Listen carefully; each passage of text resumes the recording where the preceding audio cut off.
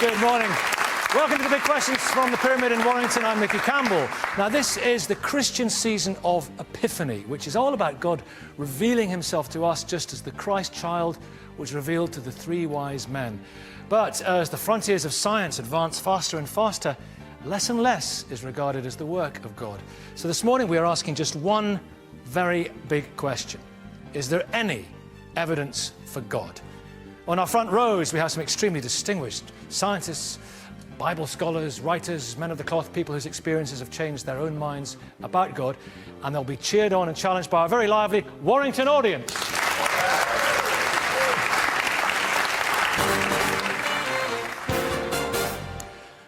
Well, at CERN, they're closer to confirming the existence of the Higgs boson, the missing particle that would confirm the Big Bang theory of how the universe came into being. Last month, the Kepler space mission discovered a planet in another galaxy far away where life, but not as we know it, could conceivably exist. It's a rather different story to the one in Genesis. Is there any evidence for God? Dr. Andrew Pinson, eminent physicist, as we can see, man of the cloth as well. Now, you accept the cosmology, you see the beauty in the cosmology, you accept evolution, how we came to be, and you believe in God. Yes, indeed. And in fact, it's interesting you mentioned the Big Bang theory. The two most important theories of modern science, one is the Big Bang and the other is genetics. And it's often a surprise to many people they were both invented by men of the cloth. Georges Lemaitre, the inventor of the Big Bang theory, was a Catholic priest from Belgium, and Gregor Mendel, the founder of genetics, was a monk. So clearly, they didn't see any intrinsic problem or of a conflict between science and religion. And there's one other thing about this story most people don't know.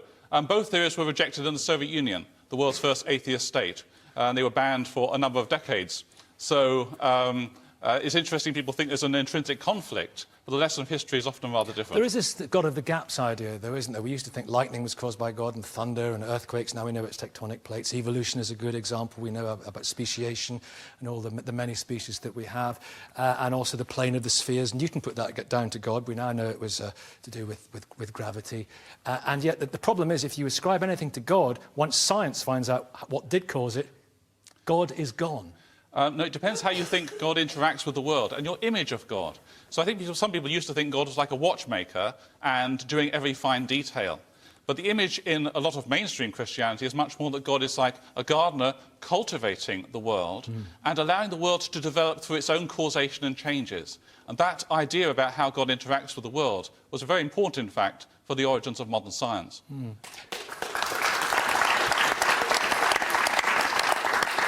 Eminent scientists, intelligent people who believe in God. Peter Atkins, what are you missing? What are you not getting here?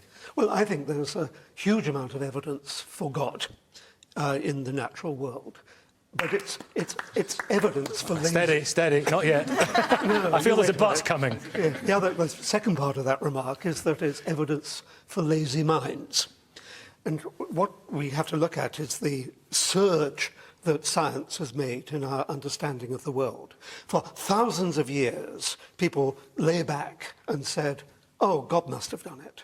And in a sense, that was good, because they were questioning and looking for answers, but they were going down the wrong path. 300 years ago, and it really is only 300 years, and think of the progress we've made in that time. Mankind, to its great credit, stumbled on the scientific method. And all the great questions of existence which were being answered or being probed by religion suddenly became open to the scientific method. And it's quite extraordinary what progress we're making. And not one iota of that progress needs to call upon the concept of God. So God is driven right back into virtually a point, and we don't need him anymore. What then, Dr. Andrew Pinson, can only be explained by God? Well, certainly I reject a God of the gaps, in that case, like Peter Atkins. But I think, nevertheless, civilizations that have believed in God have often been very interested in the big questions, in the search for ultimate causes. And science Yes. owes them a debt. Can I just finish? But of course, in civilizations which have turned to materialism, which have turned to saying there is no God and there's nothing other than the material world. They only measure goods by material things. So a lot of universities now are under attack because they're regarded as doing a lot of useless things. Why aren't they generating stuff for industry or for business and so on?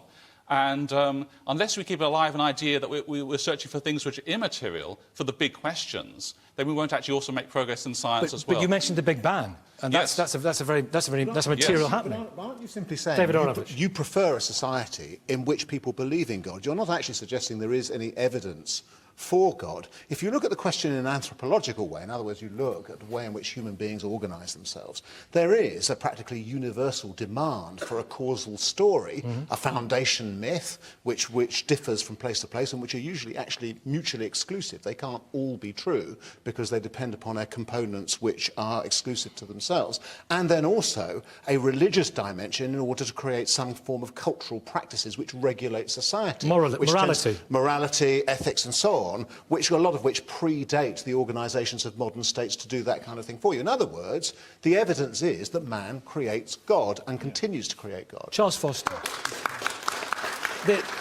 Morality comes from the fact, according to David and many people, that it was advantageous to us as a tribe. And so we formed rules which stopped us killing each other, and then we survived and we bred. David's absolutely right. We all need a creation myth. That's the fact that we want that, the fact that we need it, is itself a tremendously suggestive thing. You might want to ask yourself, more cogently than you have, why that should be the case. The search for origins suggests that there might be an origin beyond ourselves. In relation to the quest for morality, one of the strangest and for biologists most puzzling of all things about the natural world is the kindness of strangers. The fact of altruism, which is everywhere in the world. Now, there are lots of attempts by biologists to explain this curious fact away. So kin selection, for example, the notion that if I'm sufficiently closely related to you, I will die in order to save you, in order to allow to carry on in the gene pool that amount of shared That might DNA. be in our interests. Of course, it's perfectly true that once you've got altruism and cooperation seeded into a community, it confers a massive selective advantage. The question which you need to address yourself to is, how did natural selection allow that seed to be planted in the first place? Natural selection is very effective in going around stamping on the seeds of altruism before they jump up. It's not a seed in the first place. It's a gradual growth of usefulness.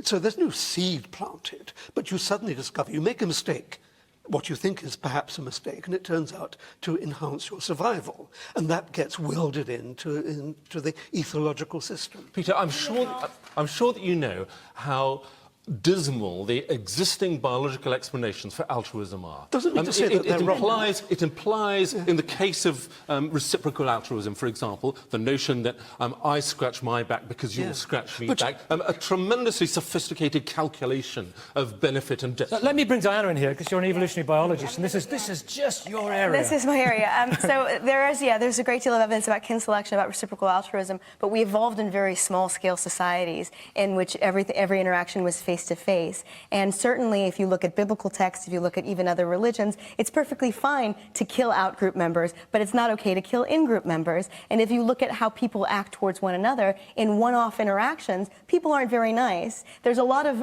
reinforcement in society and punishment for people who aren't nice to each other. The society and the rules of society have been built around our evolved psychology, which enables altruism to be possible. For instance, in the military, brothers in arms. That is a way of leveraging kin selection to make people altruistic. And the whole idea that you were saying before, that biology, the fact that we all have an origin story, means that there must be something true about it. Well, I think this chair is solid, but now physics has shown that there's a tremendous amount of space between atoms.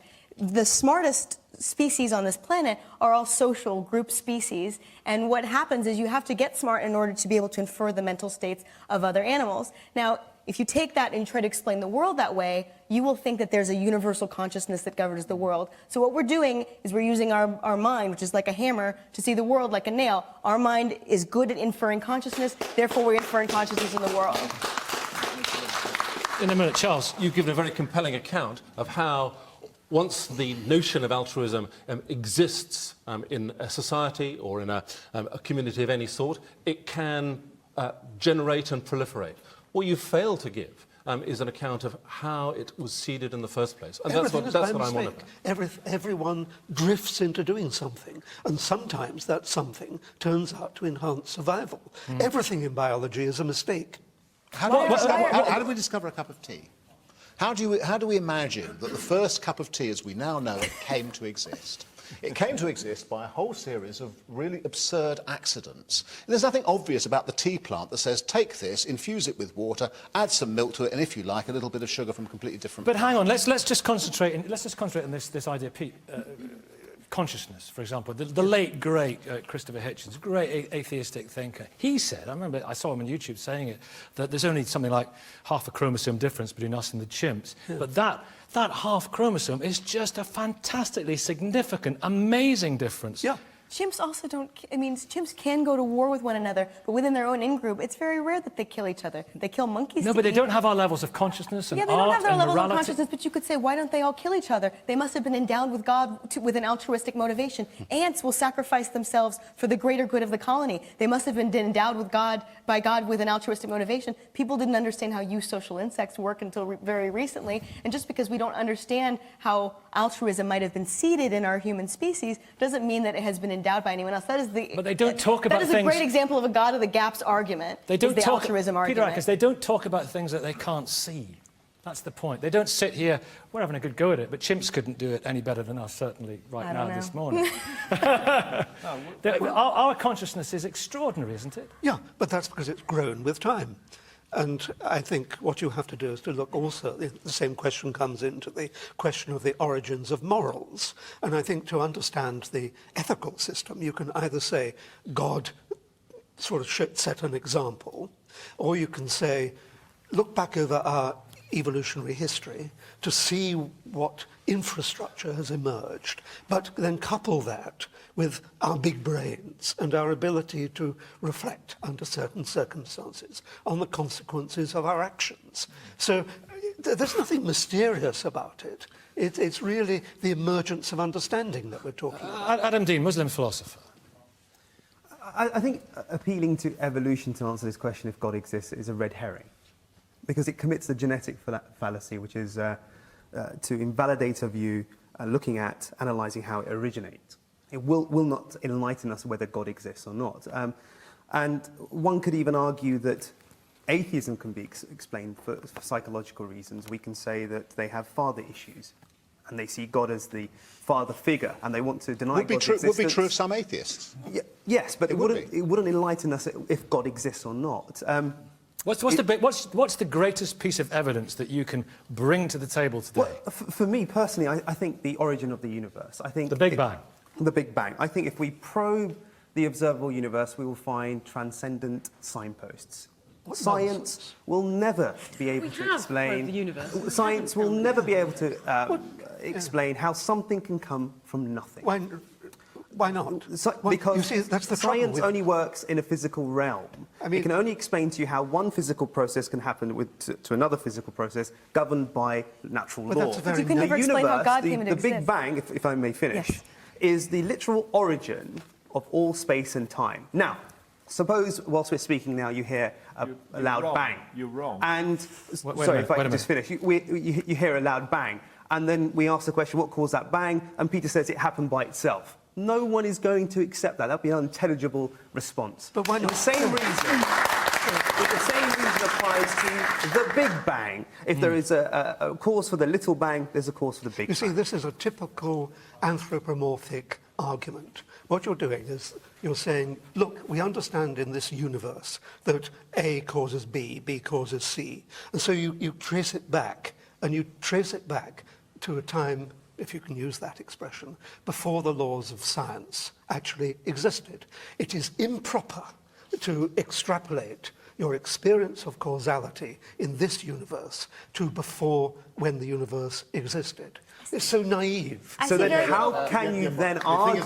But let's let Adam come back. Pastor, I will come to you forthwith. But let's Adam. So Adam then come how back can you argue that science will come with an explanation of how the universe comes into existence? Look how if there are no laws, there's no physical reality. Look how far science has come with understanding the nature of the universe back to a trillionth of a second after the Big Bang in the past 100 years compared with the progress that the likes of you made, I speak very kindly, over the Peter, to past suggest 3,000 that years. science will explain something from coming from nothing. I see very... You're such a man of faith, believe Peter. that something... That's worse than magic, Peter. So what You're advocating magic. So this is the uncaused cause or whatever. Yeah, the first cause. What caused the causer? We, as rational beings, we know that whatever begins to exist needs a cause. Right. And the universe began What to caused exist. God?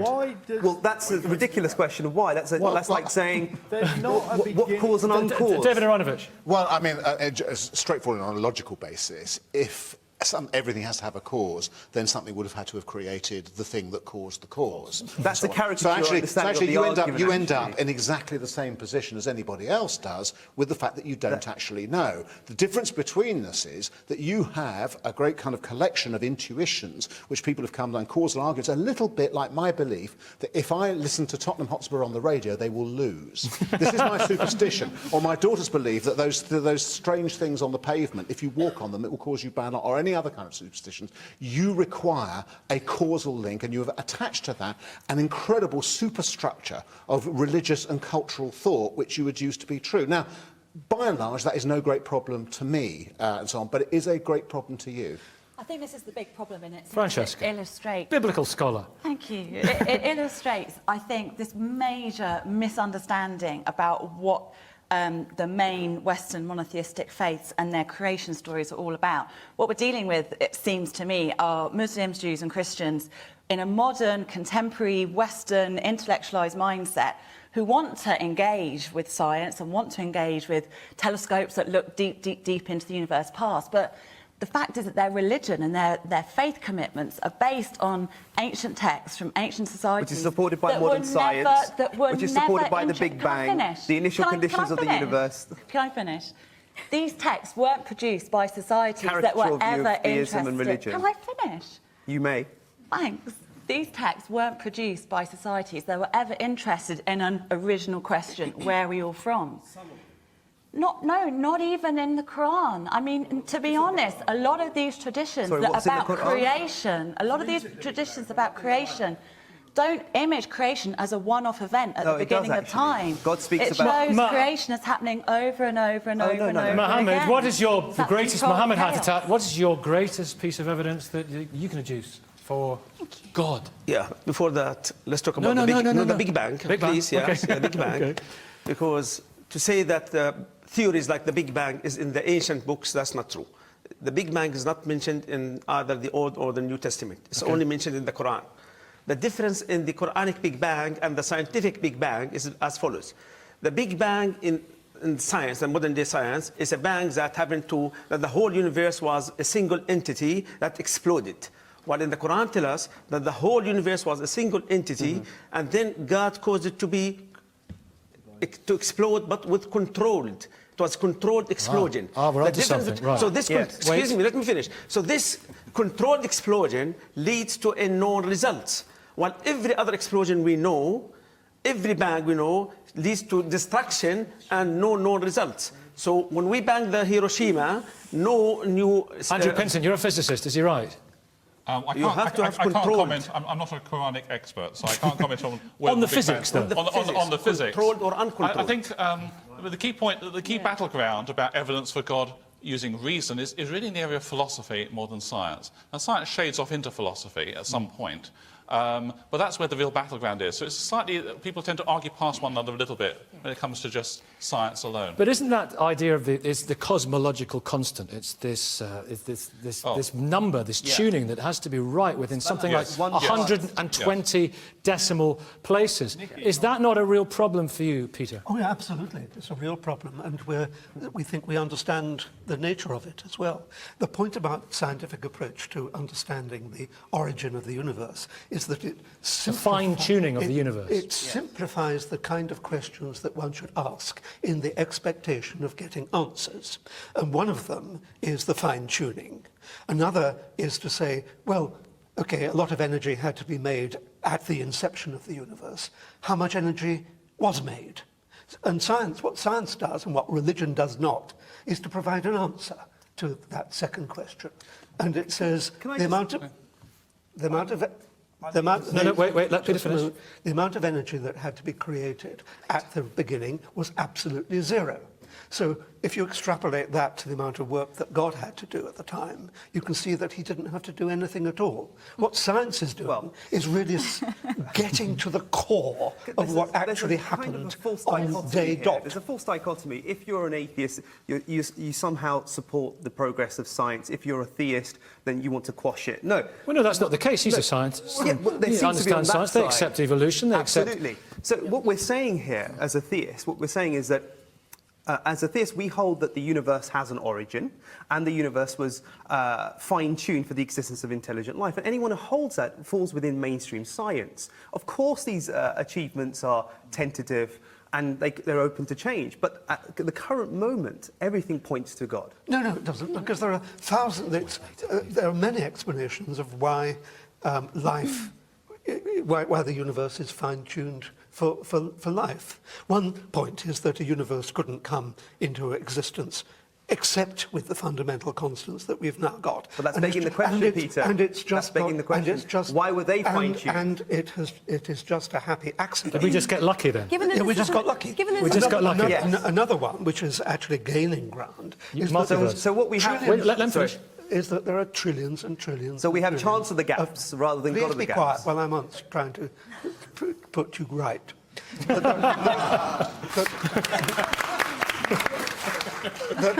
That there are trillions and trillions and trillions of universes, each with it may be a different mix of fundamental constants. And it is not in the least surprising that one of these turns out to be appropriate for life. Okay, well, let's talk about God in our... I just wonder, there's something else here. I know, Diana, you're desperate to get in, but... And you can address this question as well. Let's move on to God in our everyday lives. I mean, that was fascinating. But God in our... I just wonder... That's exactly what I was thinking. David, Sorry, well, David, let's consider this, if you will. David, I'll get you to answer this question. There are moments, and we all have them, when we look at someone we love and we just feel elevated. We feel a sublime, transcendent... I saw it when Peter was looking across at Adam there. No, but we feel a sublime, transcendent moment, or we see something utterly beautiful, and we feel something incredible.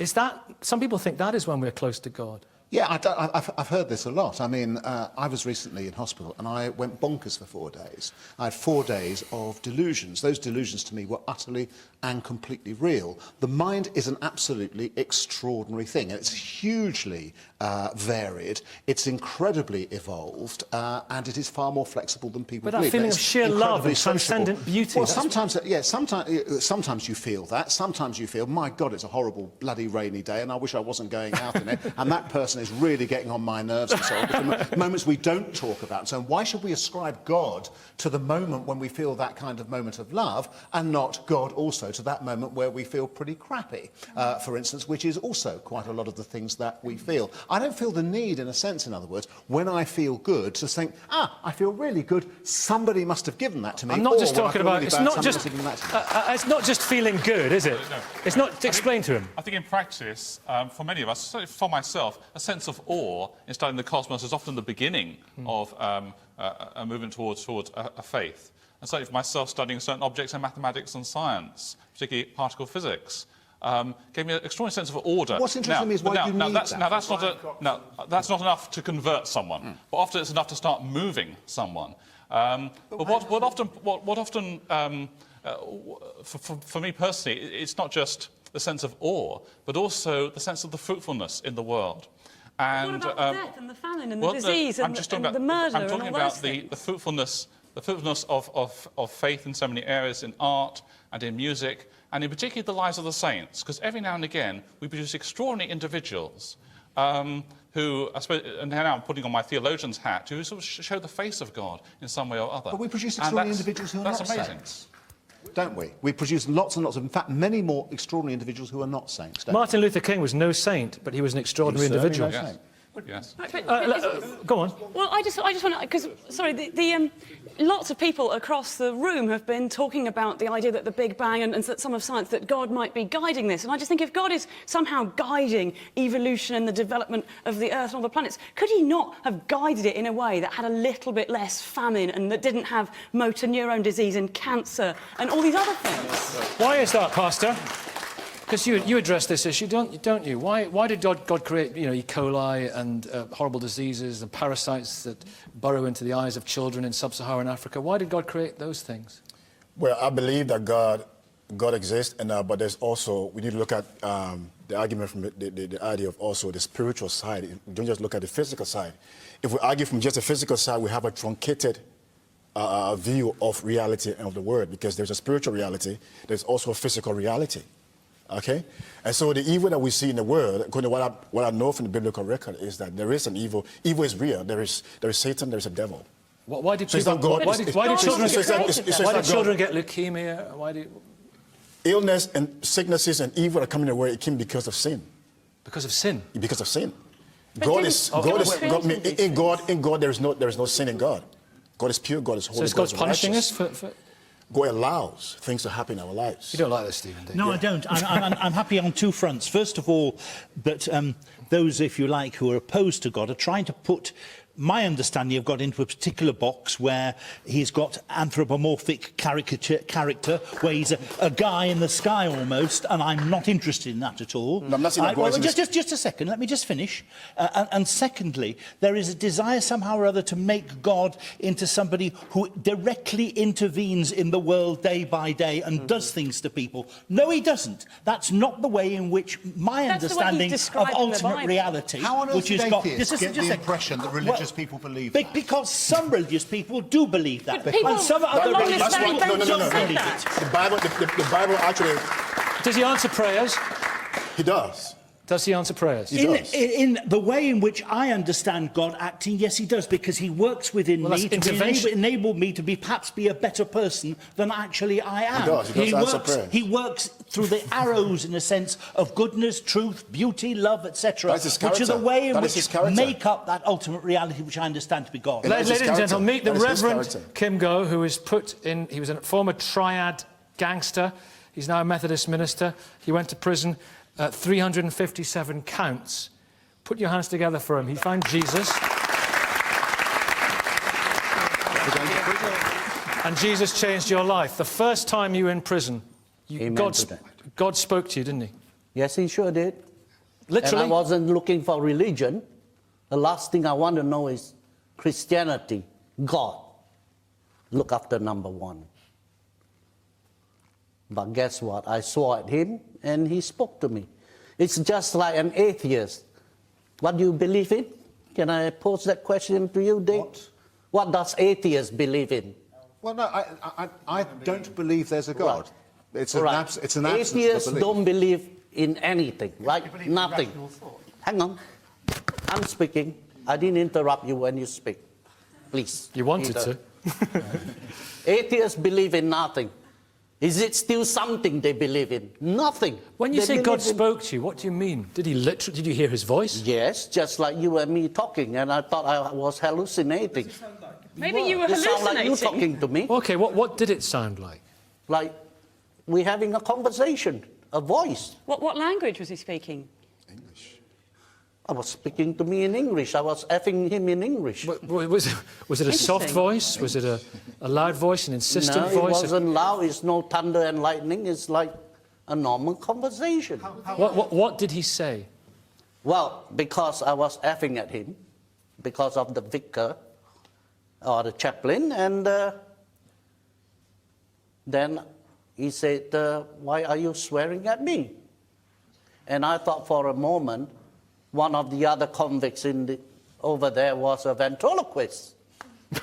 Which he might have been. So I was about to arrange their face. And I looked around and they were doing their own thing, smoking or, talking. Yeah. So I have another go at him. And I believe he got up from the wrong side of the bed that morning. He took offense to me swearing. Of course, a lot of people swear. But what was the feeling that you had at that moment? Let me explain the feeling. When I swear a second time, he said, look, why are you swearing at me? Is it me or the chaplain who was impatient with you? Mm-hmm. Next thing I know, I was on my knees. I didn't want to cry. Tears were running down. But I was feeling this simultaneous emotion at the same time. A feeling of, sadness and a feeling of joy. And this has revolutionized your life. You're a different person. It has. And I could not explain until today why I'm able to have a simultaneous emotional feeling of joy and sadness at the same time. You try it yourself. Any of you can do that and prove it to me. Sorry, what a shame that God didn't show up before you committed all those crimes. But listen, you've got them all going. Look at this. You've got Peter Atkins. Peter Atkins. How would you tell the difference between... Oh, you try and smoke like you in the prison. See if you can get it. How would you tell... How would you tell the difference between your experience and a hallucination? How am I going to hallucinate? Can you hallucinate now for me? I don't take no drugs. Then, in the prison, I got no drinks, alcohol, nothing. And I was in a mood of anger at the vicar. Yeah, it's called hallucination. Why would I want to... Well, as a result of it, though, your life has been utterly transformed. Amen to that. Amen to that. And you're a preacher. Yeah. I am. Okay, David, go on. Why are you so reluctant to acknowledge the possibility of hallucination? As I said, I had 4 days of hallucinations. I've hallucinated before. No. I've taken LSD before. I know, but answer me. I know what hallucination. But answer me this, because because I spent 4 days hallucinating. I thought the nurses in the hospital were going to kill me. Then I thought they were going to eat me. I thought the people who didn't exist in the next bed were plotting to have me taken away and murdered and so on. I absolutely believe this. I believe this as firmly as I believe that I'm speaking to you now. It wasn't until afterwards that I could understand that these were actually hallucinations. In other words, all I'm saying is that the mind is an extraordinary That was post-operative psychosis that you had, Yeah. wasn't it? But Francesco, in the Bible, if we read, if any Christian, any believer read an account such as Kim's in the Bible, they would say, God spoke to him. Yeah. But now there's a sort of a level of skepticism about it. Because my story is mine. Who are you to tell me my story is not true? None of you could do that. Francesco, there Can I tell you about your life is false? Myriad examples in the Bible. Wait a minute. Myriad examples in the Bible of God speaking directly to people, as Kim claims God spoke directly to him, aren't there? And given that they're in the Bible, these people and their experiences, which I think broadly are primarily fictitious, but these people and their experiences are therefore special, and they become special in tradition, and they become special in the community. And I think to a certain degree, modern days people's experience of God speaking to them makes them feel special as well. And that's not to judge it, it's simply to say that it sets you out, it sets you apart from the rest. The way I arrived at atheism was I took a course, it's called the Psychoanalytic Study of Society, and they told us the delusions of a man named Schreber, who was a German judge, and he thought that God was going to make him a woman and inseminate him, and he showed me the allegories between the Annunciation of the Virgin Mary and this man's account of how God was going to inseminate him so he could bring forth a new race of human beings. And the delusion, the schizophrenic delusion, and the story of the Annunciation were so similar that I realized that the human mind can fabricate, and I'm really glad it had such a wonderful effect on your life. And I know David Koresh. I think it's quite important to avoid labels like schizophrenia. I think to But downplay Muhammad believed people's clearly when he religious went, experience. if you believe that it's the word of God, you believe it's the word of God. But if you don't, Well, you've that's got to the say key that point. he It's about- believed it, didn't he? That he was getting... Well, exactly, but that's the key point. It's about interpretation. You don't have to label it as hallucination or schizophrenia if people have this experience. What seems to be important, I think, in terms of maintaining everybody's dignity and respecting everyone's religious positions, is that this is about interpretation. And your interpretation of what you experience might be very different from somebody else in that experience who may interpret it very But you differently. actually said it was fictitious. I said Primarily many biblical fictitious. stories are fictitious. The stories are fictitious. You're actually saying that people's stories within the Bible are fictitious. Well, I'm not saying that eyewitness accounts, no. No, you know, I think you'll be very careful about using that sort of language because those stories of people's experience, for example, of Jesus and what he did and the way he lived, people's experience of God within the latter part of the New Testament were real to them and important to them. And you're saying they're fictitious, they're rubbish, they're lies. I think that they're Yeah, fictitious. okay. I'm not Okay. factual. I didn't say that that's Well, what okay, everybody else but would you've think got to be of very them. careful, I think, as a biblical scholar, of saying that they are fictitious. I Only think a there's few minutes every good ago, reason to say that I'm sorry, but fictitious. only a few minutes ago, you were saying that you didn't believe in a God who intervened, and you didn't believe in this, you didn't believe in this, and that it was we shouldn't anthropomorphise God, and that we were putting people in boxes, and we shouldn't do this. And now you're talking about stories in the Bible being literally true. Stories in the Bible about prophets, about people meeting God, about miracles being performed, virgin births. I mean, either these things are literally true, and we've got an interventionist God, or we haven't. No, I don't actually believe we have got an interventionist God, but I will... So they are fictitious. So it's fiction, the Bible, exactly as Francesca I said. actually will allow people their own experience and the right to have their own experience and that being true to them. And in my own life, there have been things that may have happened to me, which I feel are important to me, that have pointed in a sense... I like to think of a whole load of arrows that have helped get me to a disclosure situation where actually I suddenly take the decision, actually I do believe in this God. But Some we do. days I don't believe quite so much. Scientists but would- other days I do, because there's enough there to make me This God jump doesn't over that intervene. particular thing. Scientists will tell us that we are pattern-seeking mammals. We look for reasons and we look for patterns. But it's interesting what you said there was some days you believe less than others. Yes, What makes you not believe? I think, like, any person who is searching for faith, and I hope I'm still searching for faith, you constantly try to listen to those who disagree with you. You try and grow in your faith. You try and learn more about Why your do you faith. search And for... Sorry, can I ask you this question? Why because do you actually, search for it? Because I believe no, that no. I have a spiritual dimension within me which needs to be fed. And that's one of the important things. But that's exactly a huge... Because this is the thing, and lots of people feel like there's a gap in their lives, and if that happens to be a gap that God happens to fit, well, that's evidence for No, God. I don't but that's actually not feel a true. gap. I the actually feel- existence, let me finish, the existence of a gap doesn't mean that something exists to fill that gap. That's the argument that says every colander is a bowl. It's not. Some gaps are just gaps, and yes, we all feel emptiness sometimes. No, that I doesn't actually- mean there's a God David, up what were there. you going to... sorry. No, I find Stephen. this takes it back to the human need for the thing rather than the thing itself.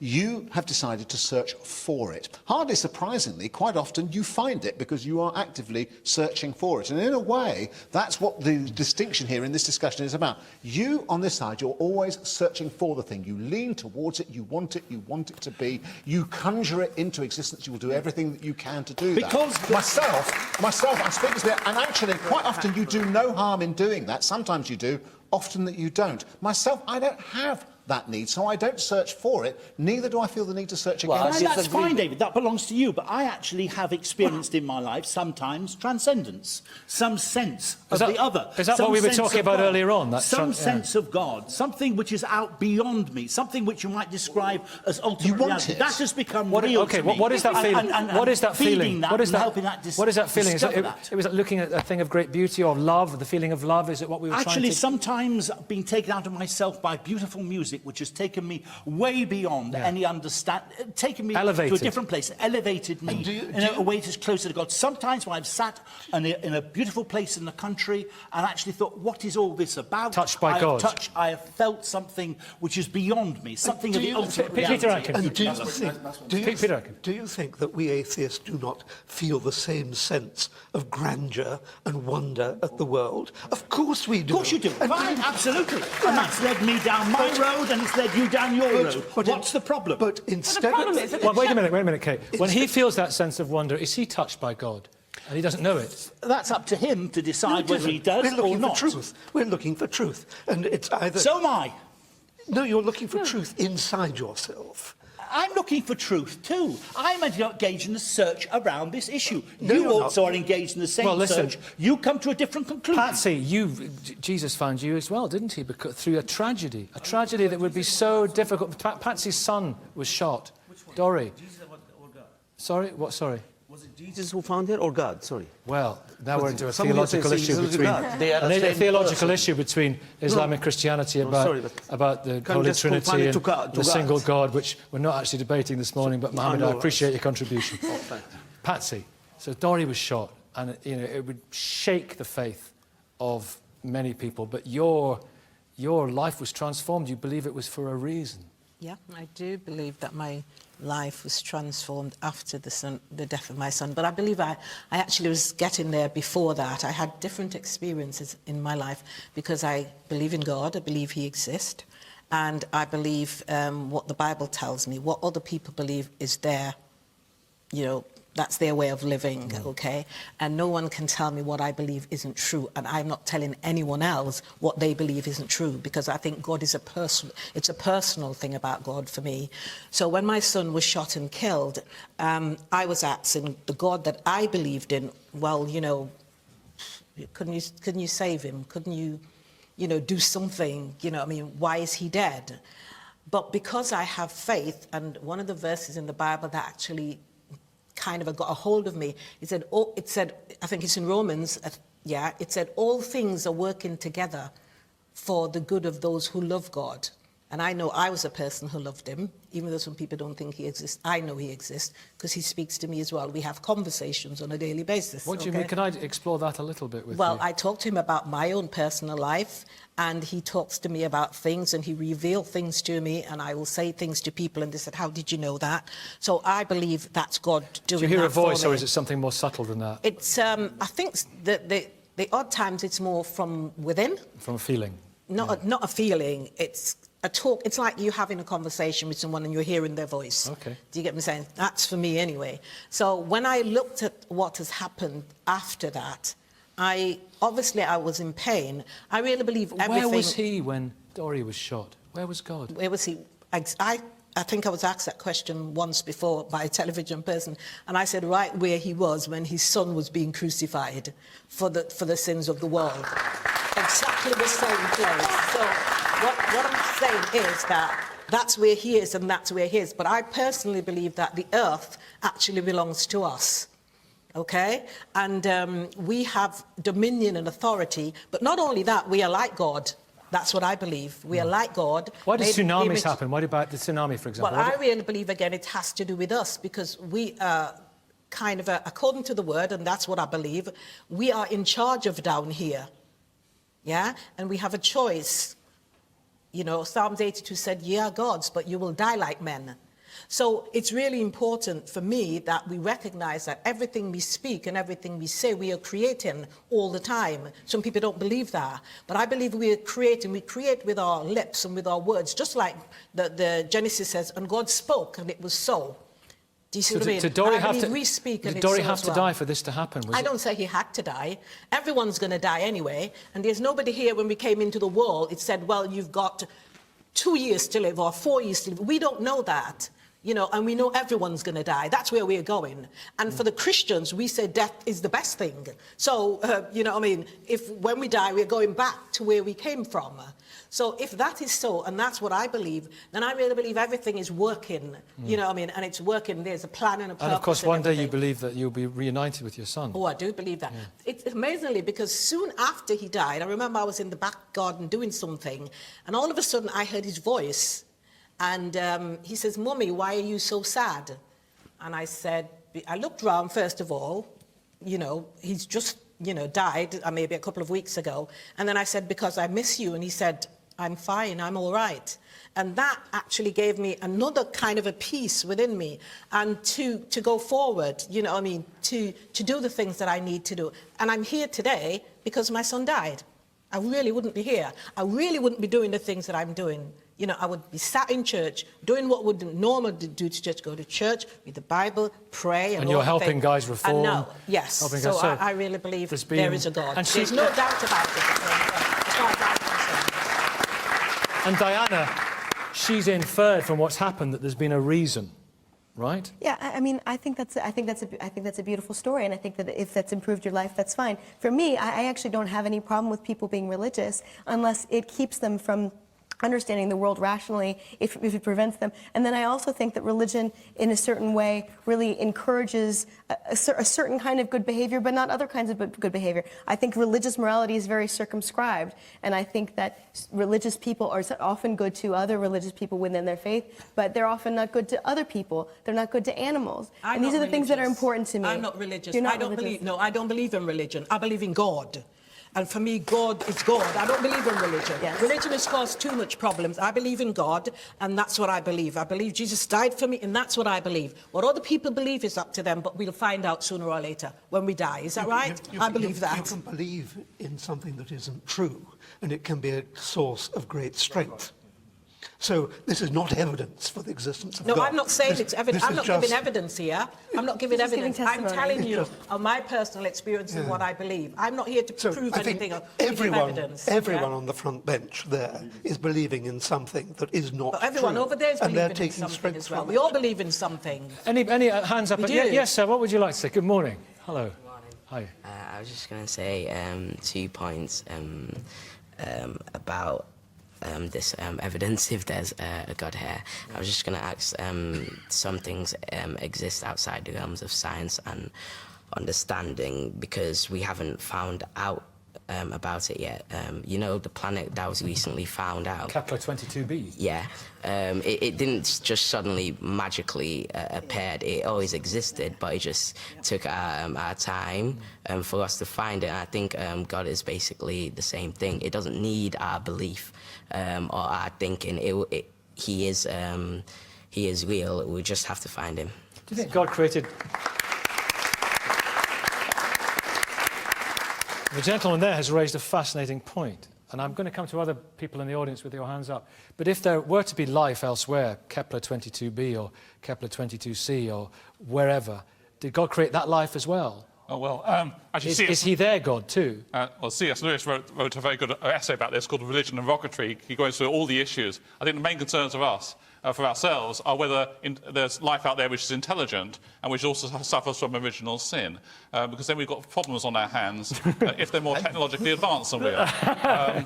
Because they're coming to get us. Well, yeah. I mean, you know, I think people naively think if we make more scientific or technical progress, as they imagine advanced civilizations to be, they automatically become better, and that's not necessarily the case. That's where the moral issues come back in. Right. Okay. So for my, yes, over here, madam. Yeah. Morning. I was just going to say on the point of the Bible and whether it's fictitious or not. Whether or not it's fictitious is irrelevant because it's been edited, translated, and as a writer myself, I know how important that is to the meaning of text. Now, meaning can be twisted and convoluted as a form of control. And that's what I kind of believe organised religion is. It's not to say you can't be spiritual, but you can be spiritual without God. I am in awe of the universe. I think it's an amazing place. But why do I need to believe it was created by something? Well, of course, Mohammed, I know what you're saying. Your eyes are twinkling there. You're going to say that the Bible is edited and stitched together, but you're going to say that the Quran is unaltered. Absolutely right. The Word of God. The Word of God. And it is there to prove it isn't. It's very easy to prove that the Bible it's not the Word of God, because at least we have more than one Bible. So they are disputing with each other. While the Quran, excuse me, but while the Quran, the word of anybody. It says in it many times, this is the Word of God, and prove it is not. It has no contradiction. Okay, Kay wants to have a go at the Quran, and I wish her good luck. But first of all, all right, okay, finish your point. Yeah. The Quran is the only book in the world that says this is the book of God. By the way, the Bible doesn't say that.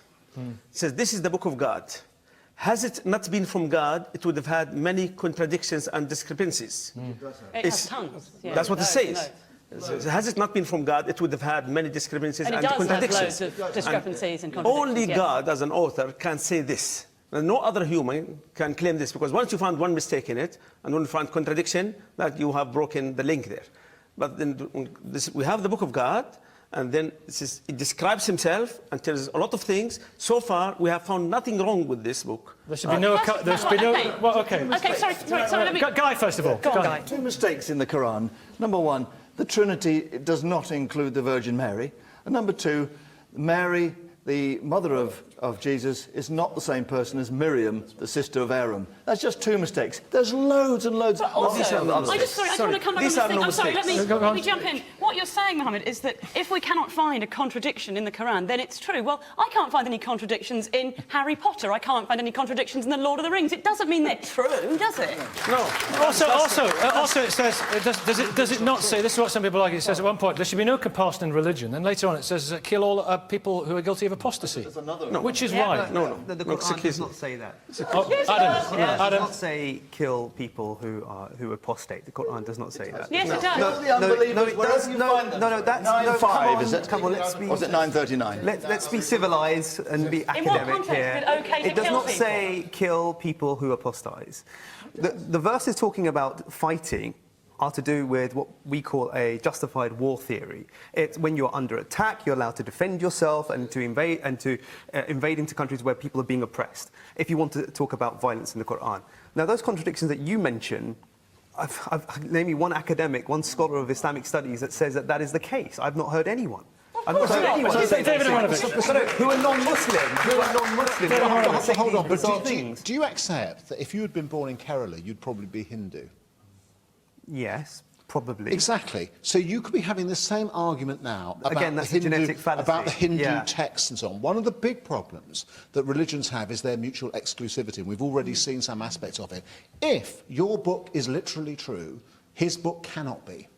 His belief cannot be, the Hindu belief cannot be, and the Buddhist is talking nonsense. That's a flawed argument. No, it's hardly a flawed argument. That's actually a flawed argument. It's not a flawed argument, because what it shows is how we create different religions that suits us at different times. What about the Book of Mormon? The Book of Mormon has no internal contradictions. Fairly recently created. Joseph Smith had the same kind of visitation, except even more so. He could discern the golden writing on the golden plate wearing a special pair of spectacles, which from behind a screen, he would then dictate to somebody else who took down the Book of Mormon. Mormonism is one of the fastest growing religions in the world. So you're saying that a diversity it's better written than the Quran? There's loads of books that are better written than the Quran. The Quran says it's a miraculous Harry Potter, you said? It really is not. You'll go viral with that if you're not careful. But if I might jump in... I did say, come to be honest. Gentleman at the back, good morning. Good morning. I think the majority of the debate has been based around the fact that the front row here is looking at arguments why, God might not exist. What's your evidence for God? The way I see it, we assume that we need empirical evidences for God. Empirical evidences don't suggest that, we can have a God without there being empirical evidence for him. Okay. That would assume that, you can either definitely believe in God or you can't. Well, that's an abnegation of the intellect. He says that. Peter says that's an abnegation of the intellect. Yes, sir. What would you like to say? This debate has been set up very cleverly to almost caricature this old-fashioned sense that science is rational, and over here on the front row we have a group of irrational people. This is a rational scientist who believes in God. He's one of the top physicists in the country. I know, and but he also nodded when I said that there is an attempt, in a sense, to caricature belief as irrational. Now, there is a difference between saying that something is irrational and non-rational. And you opened the show, Nicky, with a reference to the Higgs boson Higgs particle. And there is no evidence for that. And yet, there is a great deal of belief within the scientific community that it exists. And I'm happy with that. And science enriches my life greatly, as does religion. And there is a sense of harmony in both of these things. And actually, it worries me greatly that the question, is there evidence that God exists, is using a piece of terminology, that being evidence, from the realm of science in a debate which also includes God. It's a bit like trying to ask a cricket umpire to apply the rules of cricket to a game But what's of the football. alternative? But what is the alternative? The alternative is simply a discussion of assertion. You simply say, I believe it, my belief is my belief, it's equally valid to anybody else's belief, there we are, end of discussion, we all go. But is that really the way in which we begin to kind of settle out the big intellectual questions? I think not. But there is not a richness in actually sitting and shouting very loud. That's a different matter. Let's not shout. Let's discuss. But it's all very civil. You should have. Last week's show was shouting. This is very, very civilised. There has been caricatures. Isn't there? Yeah. I think you're right. There's a danger of just being subjective, I say, you say, and so on. It's interesting the account of Peter Hitchens, the brother of Christopher Hitchens, describing his conversion back to Christianity. And he went to the Soviet Union. And what was very interesting is looking at a society where atheism had been around for 60, 70 years. And what he noticed was a lack of empathy in everyday life. There was a lack of care. And that he began to realise what a belief in God can do for society over centuries. What happens when that's taken out? Communism was a form of religion. I was brought up by communist parents, and Marxism was equally structured as a system of beliefs that explained all the world. Actually claimed to be scientific socialism, we called it. It explained the world to each other and so on. The Soviet Union had millions of people in it who, in a sense, were religious. Yeah, and Carl, you tried to find God. You grew up. You had polio when you were a little boy. You lost your hand in a motorcycle accident. You tried to find God. You went to Lourdes. He wasn't there, was he, for you? I've seen no evidence for God. I've seen no evidence in my life. I've seen no evidence today. But we have seen something of the Higgs boson last week, by the way. No, we haven't got time. I could flick a coin. No, go on. I had a serious motorcycle accident in 1969. Previous to that, I had polio. I've been to Lourdes. I've seen all the crutches hanging up in Lourdes. I went on a whole train load of disabled people to Lourdes when I was 10 years old. Didn't do much for me, obviously. What astounded me was nobody was cured, and nobody subsequently, since I've been to Lourdes, has had a cure. I doubt anyone ever had a cure at Lourdes. It's just a sham. The whole idea of Lourdes is it's just about money. Religion is a lot about money. I've only once prayed for God. I had an accident at 9:10 on a Monday morning.